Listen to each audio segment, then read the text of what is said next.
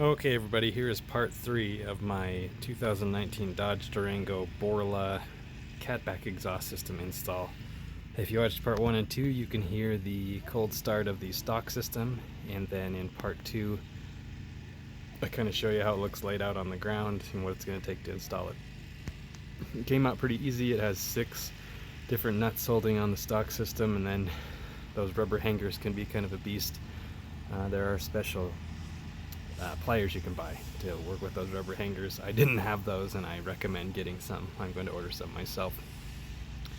Once it's apart, the new system, as you saw in video 2, comes together in a series of pieces that use clamps. Put it on piece by piece and don't tighten it down. Make sure everything's aligned the way you want it, and then tighten it down to the torque specs. I think it's 30 on the nuts that attach to the catalytic converter, and then 35 on the rest of the clamps, or something like that.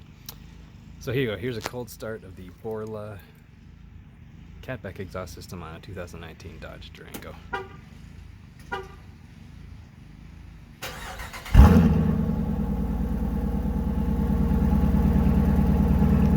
So if you watched video 1, you can hear the difference. They're quite a bit louder back here.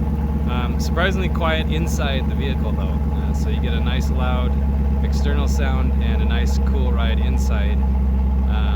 I really like them.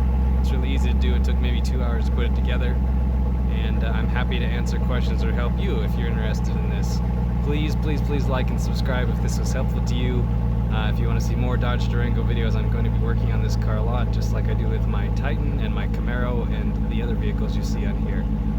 Thanks very much, everyone.